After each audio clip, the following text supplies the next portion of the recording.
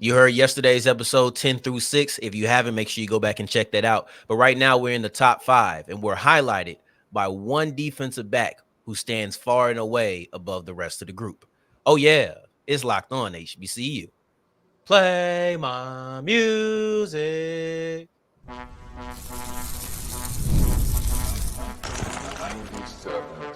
You are Locked On HBCU, your daily podcast covering HBCU sports. Part of the Locked On Podcast Network, your team every day. What's going on, family? Welcome back to another episode of the Locked On HBCU podcast, your number one daily one-stop shop for everything HBCU athletics, Monday through Friday, part of the Locked On Podcast Network, your team every day. And now, of course, Sam Darian Gray, a.k.a. the Mouth of the South, Texas Southern alum and former TSU Herald Sports editor and current contributing writer at USA Today's Saints Wire. Thank you for going on this journey with me. Make it Locked On HBCU your first listen of the day every day. And remember, just because the mic cuts off does not mean that the journey is over. Just means it's time to follow me on Twitter at South Exclusives. Starts with an S and ends with an S. Today's episode is brought to you by FanDuel. Make every moment more. Even though the sports may not be sporting the way that you like, that's almost over. Football season is not only around the corner, it's basically here. You're probably in training camp of your favorite team by now. Go ahead and put some money down on the futures or anything like that. And all customers are hooked up with a daily bonus. That's a boost or a bonus every day for every single person all summer long. Just go to fanduel.com to make every moment more. We did 10 through 6 on our top 10 HBCU prospects entering the 2024 season. And now Gerald Huggins is still here with us. All right. Now, only reason I say we recorded yesterday is because some of y'all be watching too hard and like, why do they have the same clothes on? Well, first off, a freaking washing machine works if I wanted to wear this the next day.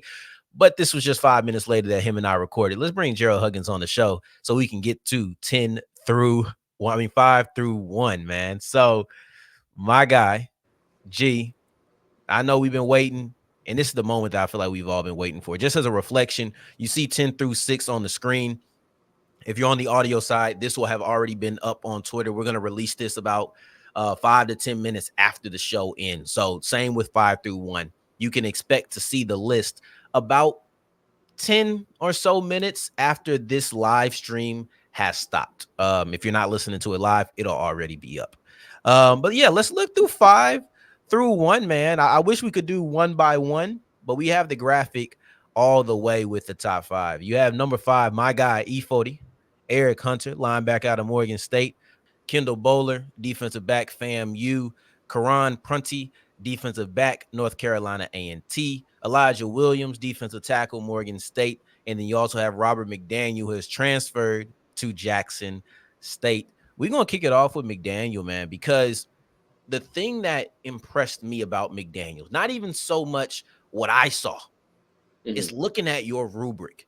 And if you don't mind, I like to take people behind the curtain on the show. I love doing that, showing the inner workings. 2 through, man, I got the top 25. So we're talking like 2 through 12, 13. Very slight margin of difference. Like when you just look at the final grade. But when you look at Robert McDaniels, he is far and away the best player by your grading. What has him, and I even give the number, he has a 5.2 compared to a 3.5. Yeah. It's not close. That's not close. What is it about McDaniel that has him number one by such a large margin? Well, one, this kid didn't start at nickel until the last game of the year versus Jackson State, the team that he's at now. I'm trying to figure out how that happened. So now I feel, I'm like, dang, maybe I missed something because I'm like, what was this kid? What I'm looking at, I'm like, okay, I watched this kid versus Jackson State, the tape versus Jackson State. And I'm like, man, what's going on? Why wasn't he doing this all year? And then I look at, beginning of the year, he didn't really start much. He had him at outside corner. Not really an outside corner, in my opinion. And I'm just like, man, like, you got to capitalize. You got to put your talent where they're supposed to be so you can maximize their talent, man. And I'm just like, man, we wait till the last week of the year to show what this guy really could be. So I think the biggest thing with Robert is, with me, is how athletic he is for the position, for that nickel position, how big and athletic he is for, your traditional nickels, 5'8", 5'9", 180 pounds, quicker, some speedy, but you really focus more on the short area quickness and stuff like that. But man, like on the tape, I'm just like, man, this kid is an athlete. Like, he's a really good athlete. I mean, he's up there, like with the Kendall Bohlers, the Karvansky, Decius. Like, those are like some the DBs that have like really good athletic traits. Mm-hmm. And like, he's doing this at 6'2", 210, pushing 215 pounds. I think now he's around like 208, 207. But man, like, he was doing that at 215 pounds last year. 6'2". Maxed out, by the way, might I add. Maxed out the size grade, maxed out the athleticism grade. Because that's rare size rare size for a nickel. Nickels usually aren't that big. You know what I mean? That now you look at a guy like a Kyle Hamilton. I mean, that's an extreme example. He's not a Kyle Hamilton kind of guy, but you got Kyle Hamilton at 6'4", 220 plus pounds, whatever he may be. They put him in nickel, and that's just like, whoa, like the nickel back. I'm just so used to. I mean, he plays safety too, but I'm just so used to the nickel just being a smaller guy, and now they transition to more because more teams are playing, more 3 wide receiver sets, more 11 personnel, you name it. So it's only going to be 2 backers on the field, which means they're going to have that sub package backer kind of nickel, and that nickel has to be able to go. It has to be able to go against offensive linemen, fit up in the run, be able to go against tight ends, be able to cover receivers in the slot, be able to maybe drop back deep to play safety every now and again. Have to be able to blitz, tackle on the perimeter. Big thing with Robert that I didn't see out of a lot of other DBs I watched. He is so physical when people try to touch him. When people try to block Rob McDaniel, he is fitting up. He has good hand placement, and he is a violent, just disengager. I saw him fit up against big 250-pound tight ends, 260-pound tight ends, 300-pound offensive tackles. And he is shocking them and shedding them to the ground. And if you're speaking about the physicality of a defensive back as one of the first qualities that you mentioned, it's something special, right? Like it's something special. Either that guy can't cover worth a lick, or you're looking at a really well-balanced player and seeing that he's number one, it's clear that he's the latter, right? Yeah. And I'll ask you this because I didn't realize some of your scouting process, and I like asking you these things. Mm-hmm. When you're looking at a player who just started the last game at a position that I'm assuming you're now kind of projecting him to be at all year long, mm-hmm. How does that impact how you scout? Because I've seen the majority of him at this position, but then I see the best of him at this position, and this mm-hmm. is why I think he should be. So my biggest thing is, now I'm always transparent. If I was just scouting him as a cornerback, he wouldn't be number one. Mm-hmm. He'll be like, he might be top 15, mm-hmm. top 10, but he wouldn't be number one. But as a pure nickel, this kid has everything I'm looking for in a nickel. Now, obviously, he's not a perfect prospect. There's things where, when it comes to man coverage, I wouldn't have him in man coverage too often. If I have him in man coverage, he's going against bigger guys, big power slots, they like to call them now, these bigger receivers, or like a tight end, because he's physical enough and he's strong enough and he has the agility to be able to move around with them. I don't want him covering too many slot receivers too often. Mm-hmm. Not in man coverage, not all over space. So that's the knock I have on him. But I mean, if you tell him like, hey, go play that hook curl, mm-hmm. and then it comes across your face within 5 yards, you knock him out. Or you go cover the flat. Or you want to cover that tight end up the seam. He can do that. I just think put him in situations where he was trying to cover man, and he was just like similar to Carson Hinton, just too aggressive. Too aggressive. It's a different type of footwork when you're an outside corner than when you're nickel. Nickel is more here. outside corner is here, here, here, here. It's like a plus sign. You got to go like this. Yeah. For him, you maximize him. So I'm looking at, when I view him, I'm like, okay, how am I going to maximize this 6'2", 210-pound nickel that's physical? You maximize him by what? Keeping him in the shallow zones, occasional seam, and you let him just roam around near the box. Anything that comes outside perimeter, slot receivers cannot block him. They can't. Some tight ends can't block him. A guard, a tackle could get him, but It's not going to be easy. So I'm seeing this, and I'm just like, golly, how did this kid play last year? How did he start every game? He'd been in the conversation for Aeneas Williams if I would have saw. I mean, he was very productive, and he barely played. He had both of his interceptions came against one against SFA, and then they had one against Southern Miss. And he was an outside corner then. But I did see certain things in his zone coverage. So he had this pick versus SFA, and I'm just like, oh, I just saw like how he was patient and he was sinking, and he showed his athleticism. The dude jumped. He climbed the ladder to catch this pick. I think he was in like cover 2, and it was like an over route. And he just saw the over route on the side in his side view, and he just went under it and just picked it off. Beautiful. Can't really ask much more out of that. So for him, I know he's a guy that, people probably don't really know about. Cool. That's their job to find out. No, it's our job to put it in front of him, and doggone it, we did it. We did. Look at the list. Look at the list. All right. Number 1. I'm not tasking y'all with being the scouts. That's why I brought Gerald Huggins on the show. All right. Because there's, I've grown in appreciation. I'm lying. I didn't grow this appreciation. I've always had it, but I now know how to put it into words. It used to feel like playing devil's advocate. But no, that's just because you ain't think bigger. Sometimes people just don't be thinking bigger. They think you're just trying to play devil's advocate. No, I just thought bigger, and I looked at everything, and that's how we get a number 1 player that you may not have expected, because I sat down and I watched the tape and I projected. I'm talking like I'm you, but he watched the tape, he projected, and he realizes that this guy was playing out of position for the majority of last season, or not playing enough last season. And going into 2024 with the new team and hopefully a more specialized focus, you're going to see the best version of Robert McDaniel. I hope I tied up that breakdown well for you. Now, as we push forward, we're going to go look at some more defensive backs. It's like, no, actually, we're gonna take a break from the DBs for a little bit. We're gonna look at 2 front 7 guys. I want to switch it up. Let's break up the defensive backs and let's look at the Morgan State players who are on this list as we continue with Locked On HBCU.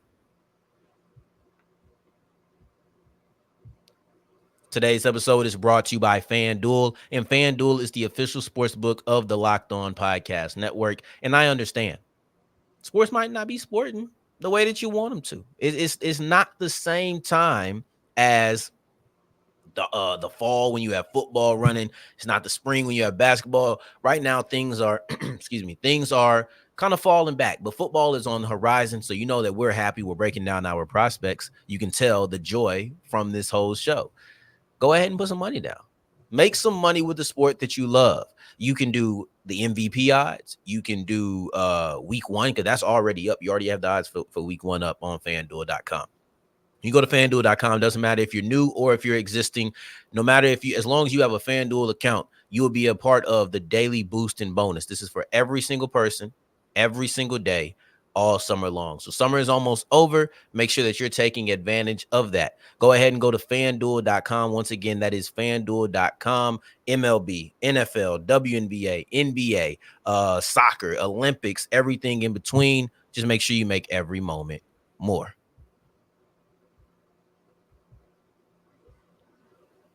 As we continue rolling on today's episode of Locked On HBCU, I appreciate you for making this your first listen of the day every day. For your second listen, make sure you're checking out Locked On Sports Today.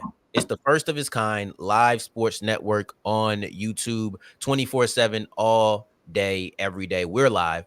Make sure that you're leaving the comments. I'm going to go through and I'm going to check out the chat replay, see how y'all enjoyed this, because not just because I want to see your opinion on the topic, but I want to see if this is something that we should do again. Maybe we'll do more live premieres so that we can have more engaged conversation, and I can talk back with you guys in a different way. So let me know.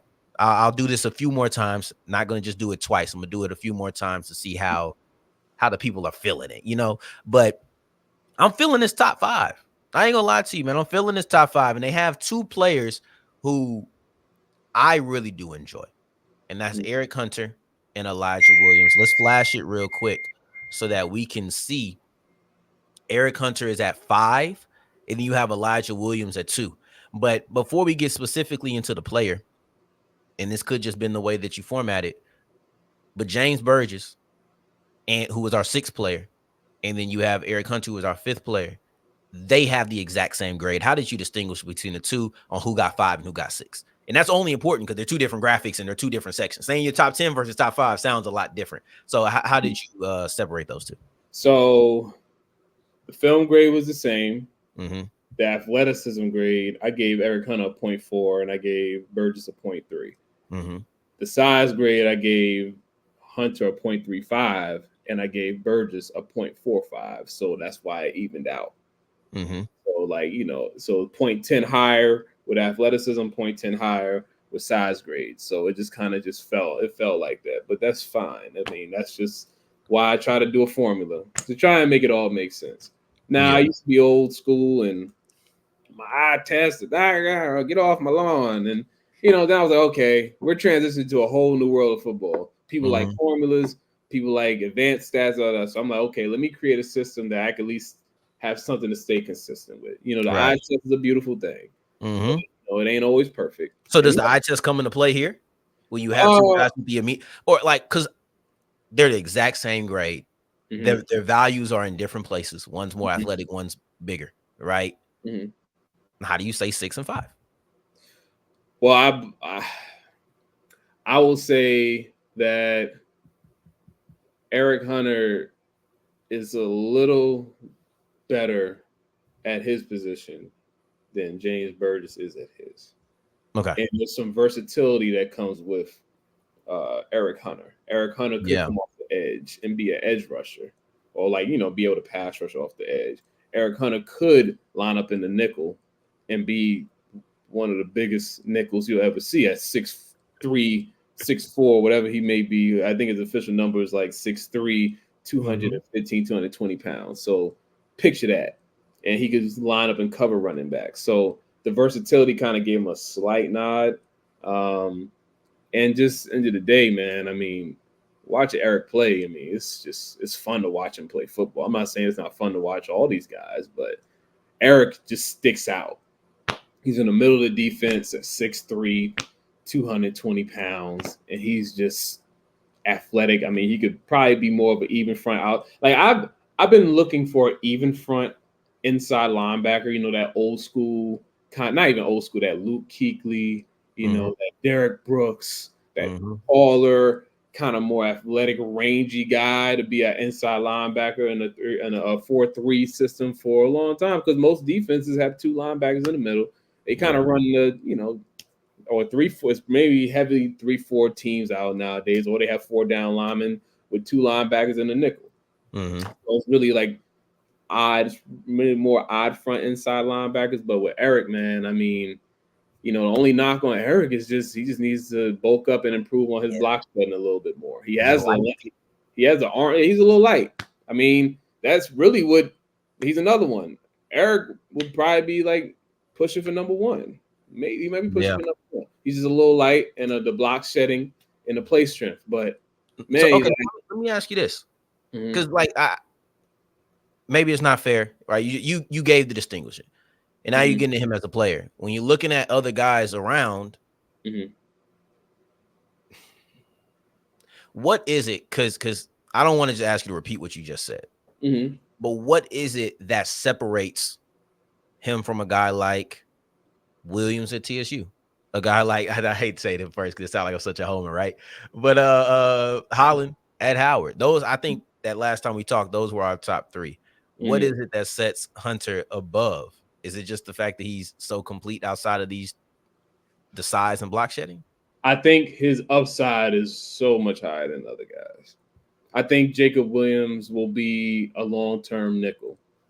Okay. I don't see versatility for him to be an inside backer long term. But Jacob Williams could be a very serviceable special teams guy and also a nickel because he is athletic. I think Jacob Williams is just as athletic as Erick Hunter is, but he's not 6'3", 220 pounds. Jacob Williams is more about 5'11", 6 foot, maybe 210, maybe, and I think with Erick doesn't mind getting in the muck. He can maneuver in tight spaces. I just would like to see his block shedding be a little more refined. I just would like to see him utilize his length to get people off of him a little quicker so he can make even more plays. But the versatility as a blitzer, he could come off the edge, and he's very good in pass coverage. He's probably he's the best pass coverage linebacker in HBCU football. So that goes a long way. And then Williams would probably be right under him when it comes to pass coverage because he looks like a DB and he can move like a DB. Yeah. But Erick, just call it what it is. He's 6'3". I think last time I checked in, man, they say probably pushing about 223. If we get Erick Hunter 225, 230 pounds, we having a really different conversation here. It's going up. It's going up. The stock is going up if Erick Hunter hits 225. I do agree. He's such an athletic player. Like, yes. I'm a UFC guy. We talk about pound for pound, right? I know you're a martial arts guy too. Yeah. We talk about pound for pound. Yeah. He's a guy, but he also has somebody in front of him in Elijah Williams on that defensive line, who's a guy too. Let's go ahead and flash this graphic back up here again. But when you're looking at Williams and Hunter, Williams comes in with the second best film grade. Yeah. What is it about him that makes him so special on the field? He just doesn't like being blocked, and that's why I love D linemen like that. It's like that's why so many kids now, and they actually who their favorite edge rusher. They talk about like a Max Crosby, like you could tell Max just doesn't like people touching him on the football field. Get off me, hands always moving. And the thing I like so much about Elijah Williams, I like more than most of he's the most versatile defensive lineman, maybe the most versatile defensive player in HBCU football. He can legit play every position on the defensive line. They'll stand him up too. They've dropped him in coverage sometimes. He is stout, lower body anchor, wide frame. You got to try your best to uproot him out of there. He's been against the MEAC's best. Mm-hmm. He's been there. He's been going to he came in 21, so 21, 22, 23. This is fourth year. And he has been against some of the best offensive linemen that HBCU football has ever seen. Mm-hmm. And none of them dominated him. Not one. He went against all of them. And when you ask them, because I've asked the offensive linemen in HBCU football, who's the guy, they will tell you it's Elijah Wood. When he first came in, he was young, wild, edge rusher, about 240, 250, just doing stuff. But it was like, oh, you see the potential there. Then he started gaining more weight. Then they started kicking him inside. They kicked him inside. He's using that athleticism he had on the edge, along with now this newfound strength and size, and he's just dominating guards, centers on the interior. When you look at a lot of these guys on this list, you'll notice, look at their schedule. Now, Rob has a schedule that included solid out of conference play. Erick did. Morgan State plays out of a strong, well, obviously because of MEAC, but they play a strong out of conference team schedule every year. Watch him versus out of conference. That means a lot to me. When I scout teams, when I scout HBCU players, I usually go from I watch the tape of the best teams you played against. Facts. And Elijah Williams, Erick Hunter, guys like that, they showed up against those bigger schools. It means something. It's just a way to go. And then when you look at the other two guys on the list that we're going to talk about, similar thing. But I just want to lean back into Elijah one more time. Elijah has been the most consistent guy on this list. Because Elijah has been good pretty much every year he's played football at Morgan State. Yeah. Every year. I've been talking about this kid since he was a freshman. I didn't know what he was doing out there, but he was just out there reaping havoc. Yeah. And I just like that he's become more refined in his technique. Now he's bigger. I think he's fully committed to being an interior defensive lineman, which I love. Okay, good. I wasn't sure about that. Yeah, so he would be my edge one and my interior D lineman one. So that's why he's just my best overall defensive lineman, because he graded out similar on the edge. And now I think the only thing to knock on him is an interior D lineman. I mean, they could say he's a little light, but he doesn't look light, but he's 285. Okay. He's 285 now? Yeah, he's 285. This changes conversations. So he's about 6'1", 6'2", 285. He was playing at 270. He was playing at 270 last year, right? I think that's what okay. It was new weight for him. So a lot of it was new weight. But I think now with the weight, and now I think he's fully, immersed into just being an interior D lineman. Oh man. When I tell you that completely changes the game. Like I want to do a breakdown of Williams at some point. Mm-hmm. Hearing he's 285 now, fully immersed in being a defensive tackle, for me, that changes his draft prospects. What he was going to be at Morgan State is what he was going to be at Morgan State. But at 270, I did not like him as an NFL defensive end. Mm-hmm. I know there's some of them that are that big. I didn't know if it was going to work for him. I always wanted him to put on more weight and try to slide on the inside. Yeah, so now that he's doing it. Yeah, I like it. Okay. This is a conversation changer when it comes to Elijah Williams. And if you look at it with a draft mindset, it changes things. If you just look at him at Morgan State, I don't know if it really changes too much for your perception of him, because you just like he's going to be impactful on the inside of the edge. I mean, don't get me wrong. Morgan's probably going to play him on the edge some too, because he's their best edge guy as well. But, they can – honestly, if I was Morgan, I'd just be like, listen, find a weak spot on that offensive line and put Elijah there and let him wreck the game. You could do it. Oh, my God, this is amazing. All right, I told you we're taking a break. But it ain't over. We coming back with some more defensive backs. We got Prunty and we got Bohler as we continue with Locked On HBCU.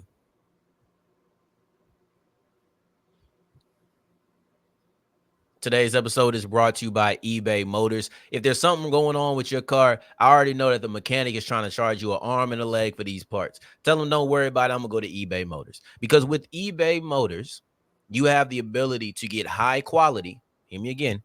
High quality at good prices. We don't use the word cheap when we're talking about eBay Motors. No, sir. No, ma'am. We're going to look at high quality material that is fitted for your car. You got the My Garage section. You put your car in there. It's a guaranteed fit. If it doesn't fit for your car, you can get your money back guaranteed.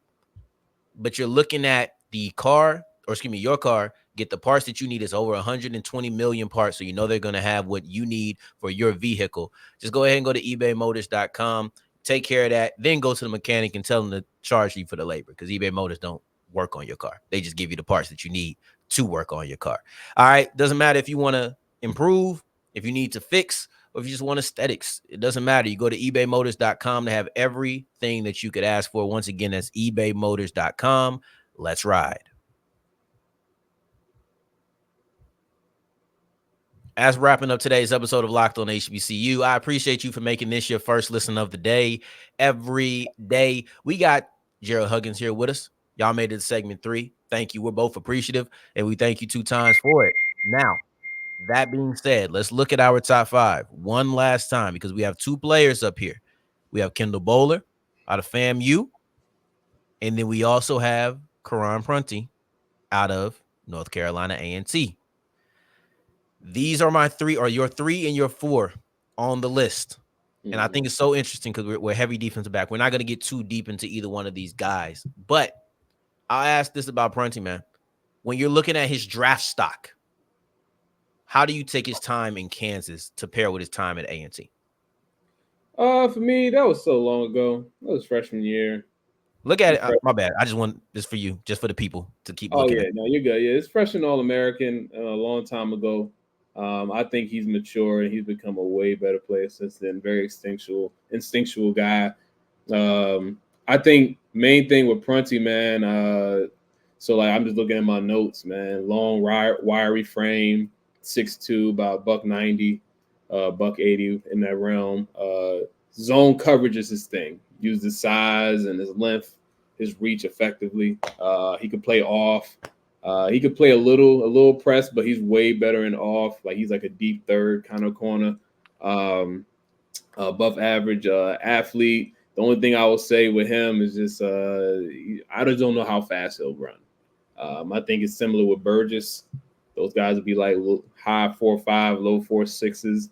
So it's really about do you trust and believe that his instincts and his football knowledge and his tackling ability will be able to assist with the lack of linear speed and acceleration? But I mean, Prunty is solid. I mean, I think if I'm not mistaken, he had wide receiver background, so the ball tracking skills are there. He knows how to sink to leverage. He doesn't really get beat too deep too often because he knows how to play in his leverage. He knows how to maintain his cushion, and he goes against some really good wide receivers in the CAA.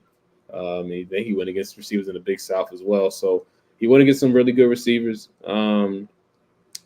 I just think, if I'm just going to knock a guy just for speed, then that's just, it's not enough for me. It's just like, okay, cool.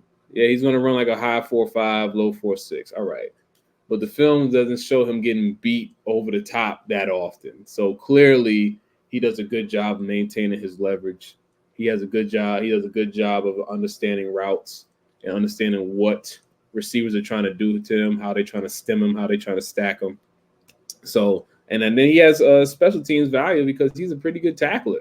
He's really solid. He kicked it up a notch with his run defense last year. He was actually one of the best run defending corners that I've looked at on tape.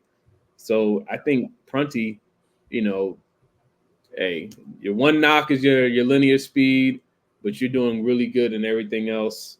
I'm not going to beat you up too much. I have a PFA grade on him right now. I think there'll be a situation where his grade may go up, but just because I put you at a day 3 grade, I don't mean how everybody else feel because we before. But and speaking of, my bad, go ahead and finish that. No, you're good. It's just I was about to go to Bohler a little bit. No, go to Bohler. Yeah, go to Bohler. I want to flash this one more time because we talked about the separation between 6 and 5 being tied. 4 and 3 are tied too. They're both tied at 3.3. So I like to call back to the metrics that you use. So when you're looking at this list, and even the separation, I think that's like 0.05 between 5 and 3. If I'm not mistaken, I think Hunter had a 3.25. Yeah, I mean between 2 and between Elijah Williams and Kenny Gallup is 3.5 and 3.15. So it's very close, and I like bringing this up. I may be a little selfish just because I'll never use graphics like this, and I want to flash the graphic as much as possible. But also, it's a good way to call back too. So, when looking at Bohler, they're gonna hate me for this, but you and I are kind of aligned in our hesitancy or how we view the roster turnover. There we go. We're kind of in alignment with how we view the roster turnover. Right. With the new pieces starting, even if they were on the roster, how important is Kendall Bohler to the success of that Rattler defense as far as steadying that unit that lost a major, that lost to Chaney and a couple of other their bigger names? Man, he is going to be super important, but I don't want to put that much pressure on one corner that has really all he has to do is shut down his side of the field. Yeah, it's probably not fair. Yeah, it's not fair. I couldn't do that now. Could a trench guy maybe you want to put that pressure on him? Maybe. Okay, so let's change it. You got 2 SWAC cornerbacks on this list. What sets him apart as number 1? And when I say 2 SWAC cornerbacks, obviously you have Burgess at 6. He was on yesterday's episode. Yeah. But what sets Bohler apart as being the top guy in a very tight race? The athleticism is all there. Athlete, strong. And I'm starting to, the more I'm looking at him, more I'm starting to think that maybe this guy may have a future as a nickel. Because he is physical. He's a pretty decent tackler. He's quick. So, and he has long speed, but I just think, the small intricacies of playing DB, definitely in a man coverage scheme, I just wouldn't have him out there doing that too much. It's just like a skill thing. But I think in zone coverage, his athleticism, his trigger, his violence at the catch point, his length at the catch point. Yeah, he may not have the height, but I believe he has pretty long arms. So that's the kind of things you like in the short area quickness, all the little things you like to see from a zone coverage corner, or the things you like to see from a nickel guy. So if you put that athleticism in the nickel, you add the run defense. I mean, he's another one. Him and that one thing that him and Prunty have shown that they grew on last year. They became really good run defenders, and that goes a long way. So I can see that transition to nickel for Bohler, but I could also see, hey, Bohler, put him in his own scheme, cover 2, cover 3, play quarters, cover 4, whatever, and you put him in a situation where you just let him read and react with that athleticism, and he'll press you. He could press you now. He could play a little off, but if you put him in a situation where all he has to do is read and react, I think you'll have your real solid player. But I just wouldn't have him playing on an island and man coverage that often. But, I just want to make sure that everybody understands. Most teams, that's why the whole man coverage corner thing versus zone coverage corner, it's because most teams in the NFL are not running man coverage. Because do you see what people have to cover in the NFL? Do you see these receivers? So most people are playing quarters. They're playing cover 3. They're playing cover 2. They're playing cover 6. They're cloud. They're sky. They're matchup zones. Like, it's just we're not. I don't fall in love with the whole, oh man, is he a lockdown? Can he just shut off that side of the field and man coverage all game? No, that's not how it works. Yeah, that's not what people do these days. No, I'm not no. So my thing is like, you got to put these kids in. You got to get if you're not a tall, long corner, you have to be a heck of an athlete to be on the outside. And I believe Bohler is a heck of an athlete. Just a little refinement in technique. You know what I'm saying? But I just think if you put him in his own coverage heavy scheme, like most teams are anyway, unless you're Norfolk, that Norfolk plays man coverage every play. But I mean, that was last year. Poor Teron Mallory and Devin Allen. They was just playing man every single play. But for Bohler, I just think with him, have him in his own scheme, like similar to and I'm not comparing them, but even with Travis Hunter. As good of an athlete Travis Hunter is, people are like, oh my God, the athleticism. We need to have him in man all the time. No. Yeah, it's just not it's not the game. No, you use your length, use your athleticism, use your instincts, and you you could take away part of the field in zone coverage. And just to put it out here, just because you can play man on me, you can play zone. Because zone has a lot more. You have use your eyes a lot more and use your athleticism even way more than you do, in my personal opinion, in man coverage. Because you have to redirect, you have to read the route combinations. You don't know what's coming behind. You don't know what's behind. Then you got to watch the quarterback too. It's a lot. It's a lot. Yeah. So I mean, I put out here, I wasn't the highest on Bohler at first, but then I really had. I didn't realize. Yeah, that was another guy I noticed from the different renditions. So it's like I had to really deep dive. And some players you just have to take a second look, a third look, a fourth look. And with him, jumped. He jumped. Bohler jumped. I'm looking at the numbers now. Yeah, I don't even see Bohler. Yeah, he jumped. He was like a top 15 at first, and then he jumped in and there we go. I think he was like top 15, top 20, and then he was 13. Yeah, it was him. Yeah, so he just jumped. And I just think. And I just want to put out that him and Carl from Morgan State are very similar in their play style. Same size and everything. Yeah. And I'll say this, man. When we looking at this and as we wrap this thing up, let's go over our top 10. You got I'm not going to read them off again, but I'm going to leave them up there for a second for everybody to look through them. You see that 8 through 6, all defensive backs, and it doesn't really stop for real. When you look at that would probably be my biggest takeaway. You look through 10 through 6 right there. Now we're going to flash 5 through 1. That's 6 defensive backs. And a lot of these are corner. I think Gallup's the only safety on here, right? Yeah. So you're looking at cornerbacks and safeties. My biggest takeaway of this is that the defensive backfield in HBCU football is going to be very strong. The fact that you see only one wide receiver is not a mistake. It is not a coincidence. I think that it's going to be very difficult for wide receivers to get active on some of these defensive backs. And we have question marks about the quarterback play in a lot of these different areas. This is going to be the year of the defensive back. And that is my biggest takeaway from your list. Thank you, Gerald. We're going to see. This is going to be posted probably 5 to 10 minutes after this. If you're listening to this late, it'll already be up.